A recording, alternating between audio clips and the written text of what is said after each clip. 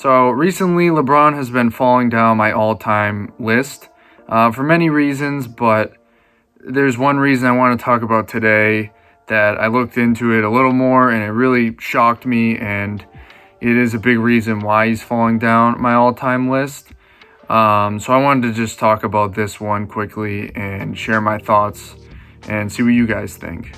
And feel free, by the way, to comment on my videos, any of them, any of my shorts.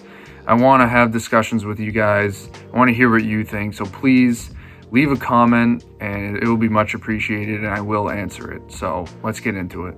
So this reason why LeBron is falling down my list is simply who he has decided to team up with. And disclaimer, I don't want to turn this channel into a LeBron hate page. I know I've posted a few Michael Jordan videos. This isn't supposed to be a LeBron hate page or anything, although I'm not a huge fan of LeBron. And the people he's decided to team up with is a big reason. Another disclaimer, I know you want to win in the NBA. You need to have a solid team to win. Most teams who've won the championship have, 2 star players on it. I get that. But, how LeBron has gone about it, in my opinion, is what's moving him down my all-time list. So I wanted to start when he left Cleveland. I could do another video about the Cleveland teams who were getting better. They were, reaching their potential, won 60 games a couple times, and then he leaves. Didn't really give them much of a chance. And the people he teamed up with, we know Dwayne Wade, we know Chris Bosh.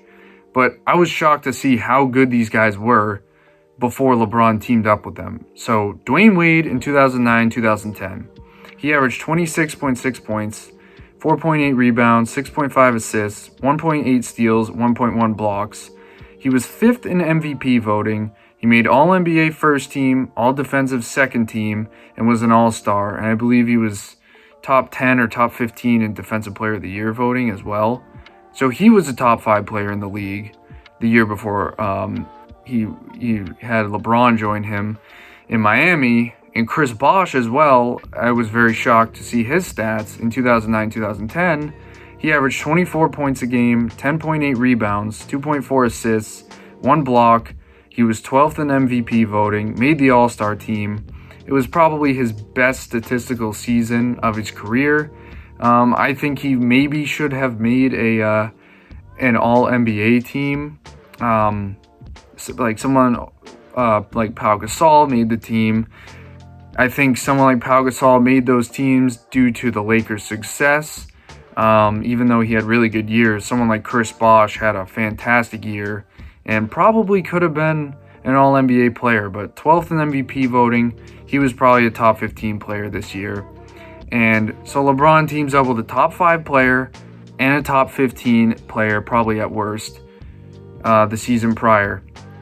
So right off the bat, it's like, I get it. You need help to win these championships. I get it, but he's teaming up with these guys who are absolute superstars. I mean, Dwayne Wade was close to being the MVP the season before. Of course, LeBron won it. And so now he's going to go join up with another guy who could have won it. And obviously, that's the biggest instance of it with the Miami super team there. We all know about that, but I was just shocked to see how good these guys were the season before LeBron came over to Miami to play with them. Now, the second time he played in Cleveland, he joined Kyrie Irving, who was on the team, and Kevin Love, who came over from Minnesota. So Kyrie in 2013-2014, before LeBron came back, averaged 20.8 points a game, 3.6 rebounds, 6.1 assists, 1.5 steals, and he made an all-star team. He played the most games of his career up to that point. It was his 3rd year. Had a fantastic season, and he was an up-and-coming stud. And of course, LeBron probably looked at that and was like, well, this is good, but it wasn't enough because Kevin Love also came over. And I mean, I knew Kevin Love was great, but these stats the year before, it really just shocked me. So in 2013-2014, Kevin Love averaged 26.1 points a game, 12.5 rebounds, 4.4 assists, He was 11th in MVP voting, made the All-NBA second team, and was an All-Star. So this is a top 10 player in the league for this season. Just another guy that I guess LeBron felt he needed to go win. Again, I'm not like faulting him for playing with good players, because guys like Larry Bird played with good players. Jordan played with good players. Kobe played with Shaq, Magic, Kareem, Worthy, all those guys. They had great teams. And I know it was different back then. I don't want to compare because the free agency, that wasn't even a thing way back then, but it wasn't, you just did it mostly via trades, or you built your team together, and that was that. That's why those Celtics and the Lakers, they had great teams. They just got great talent, built them up, and never looked back. But this, hopping around like, okay, Miami, we won 2 rings with a top 5 player and a top 15 player at worst. All right, we don't look too good. We don't look too promising. So I'm going to go back, team up with a top 10 player and a top, 20, 25 player, whatever. Got to have the talent there. Okay, I understand you want to win, but teaming up with just absolutely phenomenal players. I mean, people don't realize how good Kevin Love was that year. People don't realize how good Bosh and Wade, were the year before LeBron joined. Like, he is picking and choosing these teams, picking these stud players, basically handpicking them, and just moving teams at the first sign of distress. So that was the second one, and now let's move on to when he left Cleveland for the second time.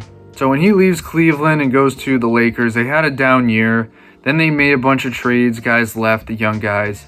And Anthony Davis and LeBron got close, and LeBron basically recruited him to come over. And in the year before he joined the Lakers, in 2018-2019, AD only played 56 games, but averaged 25.9 points, 12 rebounds, 3.9 assists, 1.6 steals, and 2.4 blocks, made the All-Star team. That was a great year, but the year before, in 2017-2018, was absolutely phenomenal. AD averaged 28.1 points a game, 11.1 rebounds, 2.3 assists, 1.5 steals, 2.6 blocks. He was third in MVP voting, made the All-NBA first team, All-Defensive first team, made an All-Star team, and was third in Defensive Player of the Year voting. So, I mean, he would have done probably something similar to that in 2018-2019 if he didn't miss time. But people forget, AD was a monster on New Orleans. I mean, you can look at his advanced stats too. They're phenomenal. He's up there for player efficiency rating for an entire career. Like, he has great advanced stats. The raw numbers are phenomenal. One of the best two-way players of the time. Like, he was a monster.